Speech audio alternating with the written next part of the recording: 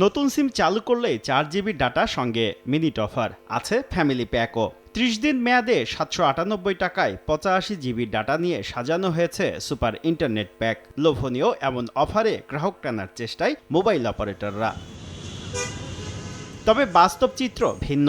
গেল জুনে টেলিকম খাতে স্বচ্ছতা ও অপরাধ নিয়ন্ত্রণে ব্যক্তিগত সিম ব্যবহারের সীমা 15 থেকে 10টিতে নামায় সরকার। এরপর থেকেই কমছে মোবাইল ইন্টারনেট গ্রাহক সংখ্যা। বিটিআরসির তথ্য বলছে 2025-এর জুলাইয়ে দেশে মোবাইল ইন্টারনেট গ্রাহক ছিল 12 কোটি 15 লাখ। 7 মাসে 73 লাখ গ্রাহক কমে এই সংখ্যা দাঁড়ায় 11 কোটি 42 লাখে। এ পরিস্থিতির জন্য ডাটা ব্যবহারের খরচ বেড়ে যাওয়ার অভিযোগ গ্রাহকের। ডাটার ভ্যালিডিটি অনেক কম থাকে কিন্তু প্রাইস অনেক বেশি। স্টুডেন্ট ফ্রেন্ডলি ডাটা প্যাকেজ বা এটার ভ্যালিডিটি একটু যদি বেশি থাকতো। ডাটা প্যাকেজের প্রাইস অনেক বেড়ে গেছে। প্রাইসটা এখন আরো কম হইলে আমাদের জন্য ভালো হতো। 200-র বেশি সার্ভিস ও ফিচারে লেনদেনের সব বিকাশ অ্যাপে সম্ভব।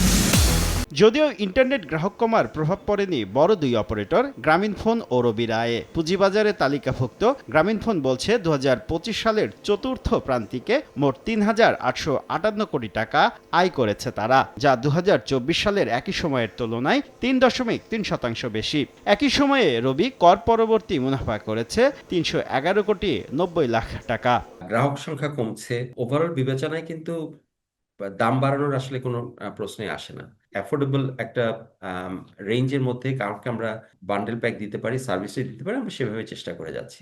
মোবাইল অপারেটররা গ্রাহক হারালেও ভিন্ন চিত্র ব্রডব্যান্ড সেবায়। সেখানে ইন্টারনেট গ্রাহক বেড়েছে প্রায় 3 লাখ।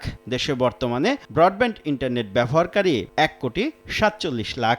100% আইএসপি 500 টাকায় 20 থেকে 30 এমবিপিএস এর প্যাকেজ মার্কেটে প্রোভাইড করে থাকছে। গ্রাহককে একটু বাড়তি সুযোগ সুবিধা কিভাবে দেওয়া যেতে পারে এই জায়গায় সবসময় সচেতনভাবে ভূমিকা পালন করছি। টেলিকম খাতে 4 প্রতিষ্ঠান মোবাইল ইন্টারনেট সেবা দেয়, আর ব্রডব্যান্ড সেবায় আছে অন্তত 3000 আইএসপি।